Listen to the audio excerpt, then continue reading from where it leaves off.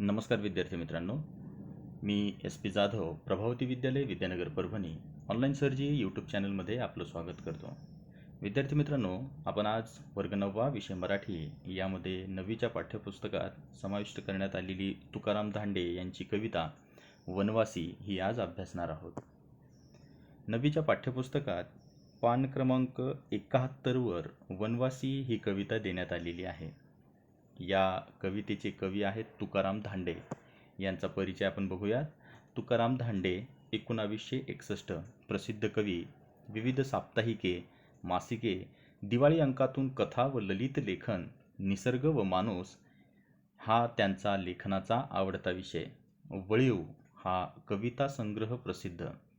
वनवासी त्यांचे डोंगरदऱ्यातील जीवन, निसर्गाविषयीचे प्रेम व त्यामधील अतूट नाते यांचं वर्णन प्रस्तुत कवितेतून कवीने केलं आहे. वळीव या कविता संग्रहातून प्रस्तुत कविता घेण्यात आलेली आहे.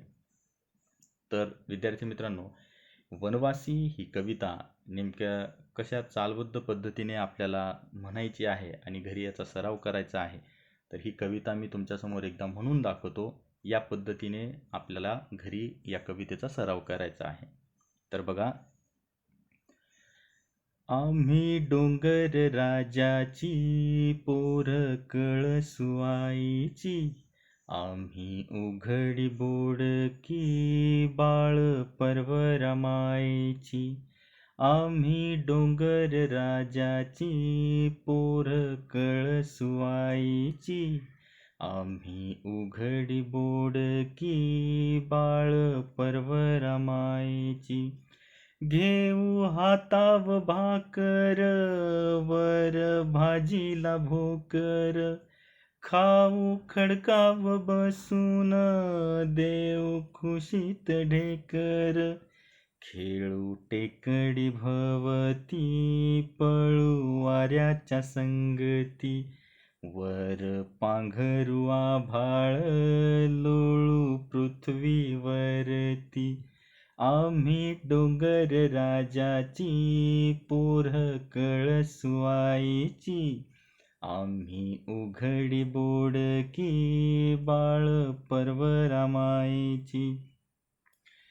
आम्ही वाघाच्या लवणाचे, आम्ही वांदार नळीचे, गाव वाहाळा पल्ल्याड आम्ही उंबर माळीचे. बसू सूर्याच रुसून पाहू चंद्राक हसून, बोलू वाजती किड्याशी नाचू घोंगडी नेसून. आम्ही डोंगर राजाची पोर कळसुआईची, आम्ही उघडी बोडकी बाळ पर्वरमाईची. डोई आभाळ पेलीत चालू सिंहाच्या चालीत, हिंडू झाडाकड्यांवरी बोलू पक्ष्यांच्या बोलीत. आम्ही सस्याच्या वेगान जाऊ डोंगर यंगून, हात लावून गंगना येऊ चांदण्या घेऊन. आम्ही डोंगर राजाची पोर कळसुआईची, आम्ही उघडी बोडकी बाळ पर्वरमाईची. आम्ही डोंगर राजाची पोर कळसुआईची, आम्ही उघडी बोडकी बाळ पर्वरमाईची. आम्ही उघडी बोडकी बाळ पर्वरमाईची, आम्ही उघडी बोडकी बाळ पर्वरमाईची. तर विद्यार्थी मित्रांनो, अशा प्रकारे तुम्हाला चालीवर या कवितेचं गायन करायचं आहे. असा सराव तुम्हाला घरी करायचा आहे. ही कविता अभ्यासण्या अगोदर आता या कवितेमध्ये जे शब्दार्थ आहेत, जे कठीण शब्द आहेत, यांचा अर्थ आपण बघूयात. कळसुबाई शिखर याचा अर्थ की महाराष्ट्र सह्याद्री पर्वतावर उंच शिखर आहे. या शिखराची उंची 1648 किलोमीटर आहे. प्रवरा नदी अहमदनगर जिल्ह्यातून वाहते. या नदीवर नेवासे आणि संगमनेर ही शहरे वसले आहेत. भोकर हा एक शब्द या कवितेमध्ये आलेला आहे. भोकर म्हणजे चिकट रसाने युक्त असं एक फळ. नंतरचा शब्द आहे उंबर. तर भारतात सर्वत्र आढळणारा उंच सदापर्णी हा वृक्ष आहे. घोंगडी हा एक शब्द आलेला आहे. तर घोंगडी याचा अर्थ होतो की लोकरीचे जाडे भरडे अंगावर घ्यायचे, अंथरण्याचे, पांघरण्याचे वस्त्र. बोडकी या शब्दाचा अर्थ होतो उघड्या डोक्याची. ढेकर याचा अर्थ आहे की पोटातील वायू तोंडावाटे बाहेर पडताना होणारा आवाज. लवण या शब्दाचा अर्थ आहे की खोलगट जमीन असलेला भाग. या कवितेचा नेमका भावार्थ काय आहे, या प्रत्येक कडव्याचा नेमका काय अर्थ होतो तो आता आपण अभ्यासणार आहोत. या वनवासी या कवितेमध्ये एकूण 7 कडवे आलेली आहेत. या प्रत्येक कडव्याचा भावार्थ आता आपण अभ्यासणार आहोत. यापैकी पहिलं कडवं की आम्ही डोंगर राजाची पोरं कळसू आईची, आम्ही उघडी बोडकी बाळ परवरा माईची. याचा अर्थ होतो की आम्ही डोंगरदऱ्यात जीवन जगणारी डोंगर राजाची मुले आहोत. आमची माता कळसूबाई. या निसर्गरम्य वातावरणात आम्ही उघडे फिरतो, कारण प्रवरा नदी ही आमची माय आहे. आम्ही तिचे लाडके मुले आहोत. या कवितेचं दुसरं कडवं आहे घेऊ हाताव भाकर, वर भाजीला भोकर, खाऊ खडकाव बसून देऊ खुशीत ढेकर. याचा भावार्थ होतो की आम्ही या डोंगरदऱ्याच्या सहवासात हातावर भाकर घेऊन भोकराच्या भाजीसोबत खडकावर बसून आनंदाजन भोजन करून ढेकर देतो.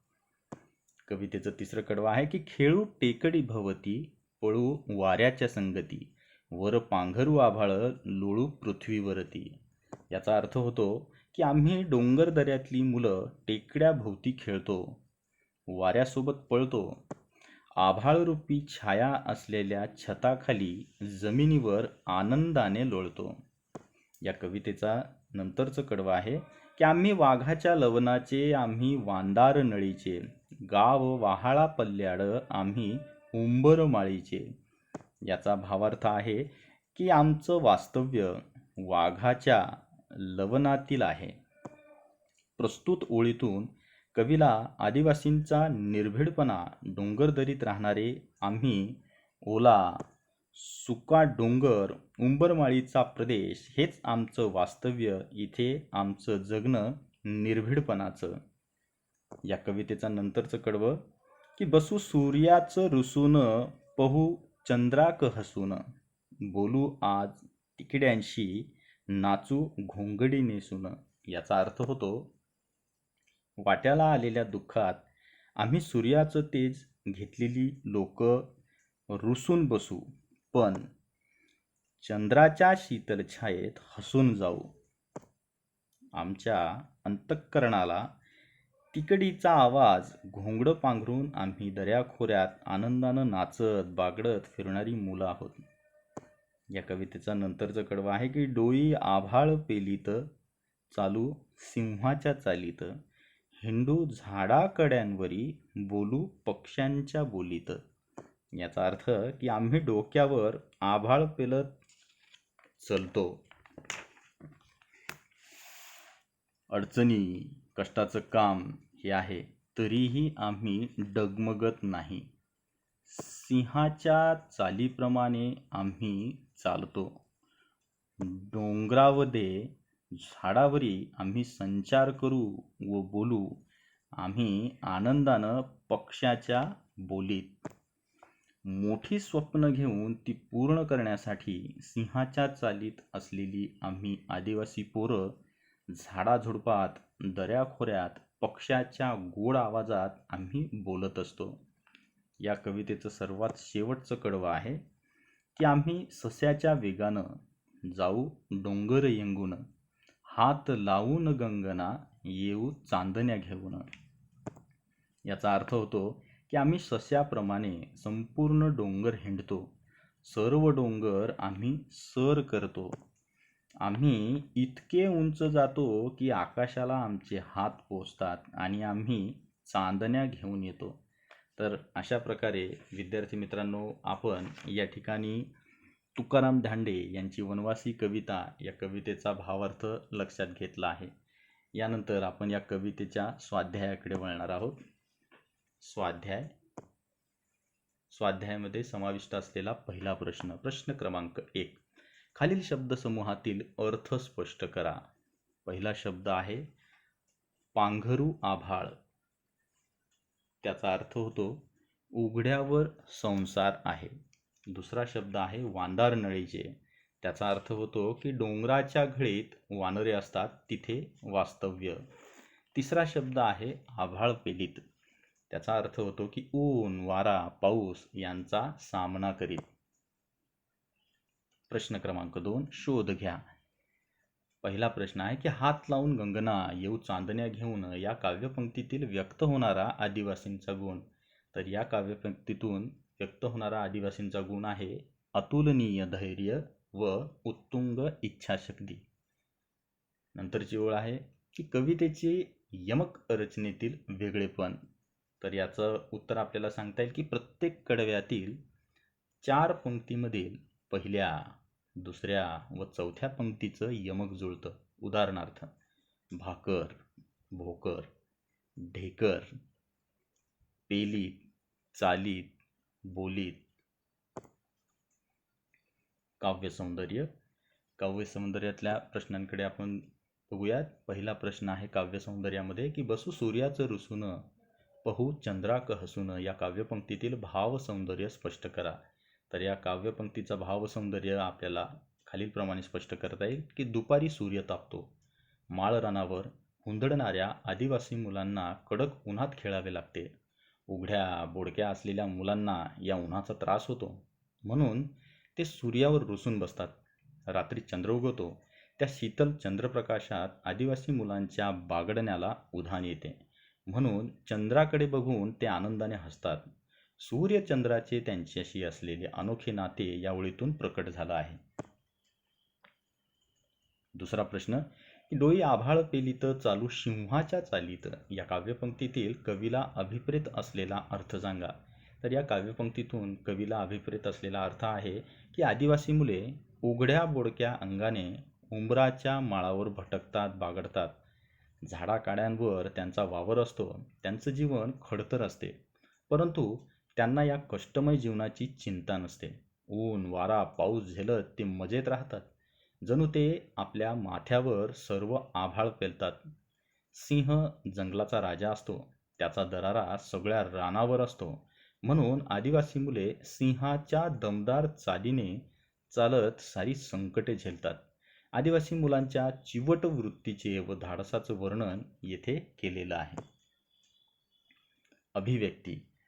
अभिव्यक्तीमध्ये समाविष्ट करण्यात आलेला पहिला प्रश्न आहे की आदिवासी समाज आणि जंगल यांचं अतूट नातं असतं, याविषयी तुमचे विचार लिहा. तर आदिवासी समाज आणि जंगल यांचं अतूट नातं कसं आहे यावर आपल्याला उत्तर लिहिता येईल की आदिवासी समाज हा दाट जंगलात व कडेकपारीत राहतात. झाडांच्या वाढलेल्या फांद्या, काटक्या घेऊन त्यांची खोपटी तयार करतात. रानातील फळे, कंदमुळे खाऊन स्वतःची गुजराण करतात. ओढ्या नाल्याचे पाणी पितात. निसर्गात ते उघड्यावर जगतात. ते धर्तीवर जणू आभाळच पांघरून जगतात. जंगलातील पशुपक्षी त्यांचा मित्रपरिवार असतो. दुखण्या खुपण्याला ते झाडपाल्याचे औषध वापरतात.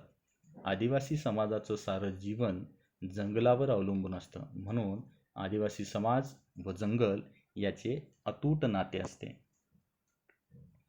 भाषा सौंदर्य. भाषा सौंदर्यामध्ये बघा काय प्रश्न आहे की लिखित मजकुरासाठी योग्य विरामचिन्हांचा वापर करून त्याचा वापर करणे महत्त्वपूर्ण असतो. विरामचिन्हाच्या चुकीच्या वापरामुळे संपूर्ण वाक्याचा अर्थ बदलू शकतो. व भाषेची बाजही बिघडू शकते. भाषा योग्य स्वरूपात अर्थवाही होण्यासाठी विरामचिन्हाचा योग्य वापराचा अभ्यास व सराव होणे आवश्यक आहे. विद्यार्थी मित्रांनो, या अगोदर मी विरामचिन्हावर आधारित एक व्हिडिओ शेअर केलेला आहे. जर तो व्हिडिओ तुम्ही बघितला असेल तर विरामचिन्हांचा वापर नेमका कसा करायचा, कुठे करायचा, विरामचिन्हाचा महत्त्व काय आहे ते त्या व्हिडिओमध्ये तुम्हाला सगळं स्पष्ट समजून येईल. खालील वाक्यात योग्य विरामचिन्हे वापरून वाक्य पुन्हा लिहा. ते यामध्ये आता पहिला प्रश्न आहे, ते बांधकाम कसलं आहे? तर यामध्ये प्रश्नार्थक चिन्हाचा वापर उत्तरामध्ये केलेला आहे, कारण की हा प्रश्न आहे. ते बांधकाम कसलं आहे आणि नंतर प्रश्नार्थक चिन्ह देण्यात आलेले आहे. दुसरं वाक्य आहे की आकाशकंदील पूर्ण झाल्यावर दादांनी तो खांबावरच्या खिळ्याला टांगला. आता या ठिकाणी हे वाक्य पूर्ण संपलं, परंतु इथे फुल स्टॉप देण्यात आलेला नाही, पूर्णविराम देण्यात आलेला आहे. तो पूर्णविराम या ठिकाणी खालील उत्तरामध्ये देण्यात आलेला आहे. आकाशकंदील पूर्ण झाल्यावर दादांनी तो खांबावरच्या खिळ्याला टांगला. तिसरं वाक्य की गुलाब, जास्वंद, मोगरा ही माझी आवडती फुलं आहेत. तर या ठिकाणी आता विविध फुलं दाखवलेली आहेत, विविध फुलांची नावं दिलेली आहेत, परंतु त्या ठिकाणी स्वल्पविरामाचा वापर करण्यात आलेला नाही. आणि वाक्य ज्या ठिकाणी संपलंय त्या ठिकाणी पूर्णविरामाचा वापर करण्यात आलेला नाही. पूर्णविराम म्हणजे फुल स्टॉप. तर खाली उत्तरामध्ये तुम्हाला ते दिसत असेल की बघा, गुलाब, क्वामा, जास्वंद, क्वामा, मोगरा ही माझी आवडती फुले आहेत. इथे वाक्य संपलंय म्हणून या ठिकाणी पूर्णविराम देण्यात आलेला आहे. चौथं वाक्य, अरे रे, त्याच्या बाबतीत फारच वाईट झालं. अरे रे, हे आता या ठिकाणी उद्गारवाचक चिन्हाचा वापर करण्यात आलेला आहे. वाक्यामध्ये तुम्हाला दिसत असेल उत्तरामध्ये की अरे रे यानंतर उद्गारवाचक चिन्ह आहे आणि जिथे पूर्ण वाक्य संपलं त्याच्या बाबतीत फारच वाईट झाले तिथे नंतर परत एकदा विरामचिन्हाचा वापर करण्यात आलेला आहे. पाचवं वाक्य आहे की आई म्हणाली, सोनम चल लवकर उशीर होत आहे. आता या वाक्यात आई म्हणाली यानंतर स्वल्पविराम देण्यात आलेला आहे आणि नंतरचं वाक्य लिहित असताना दुहेरी अवतरण चिन्हाचा वापर करण्यात आलेला आहे. बघा की सोनम, कॉमा, चल लवकर, पूर्णविराम, उशीर होत आहे आणि दुहेरी अवतरण चिन्ह देऊन त्या ठिकाणी शेवटी पूर्णविराम देण्यात आलेला आहे. तर वाक्यात विरामचिन्हांचा वापर कुठे आणि कसा करण्यात आला ते तुम्हाला स्क्रीनवर दिसत असेल. तर अशा प्रकारे विद्यार्थी मित्रांनो, आपण या ठिकाणी वनवासी ही तुकाराम धांडे यांची कविता, त्या कवितेचा भावार्थ आणि या कवितेच्या स्वाध्यायामध्ये समाविष्ट करण्यात आलेल्या प्रश्नांची उत्तरं नेमकी कशी लिहायची याचं माहिती आणि याचं सादरीकरण बघितलं आहे. माझं हे सादरीकरण तुम्हाला जर आवडलं असेल तर माझ्या या यूट्यूब चॅनलला, ऑनलाईन सरजी या यूट्यूब चॅनलला नक्की सबस्क्राईब करा, लाईक करा आणि शेअर करा. धन्यवाद.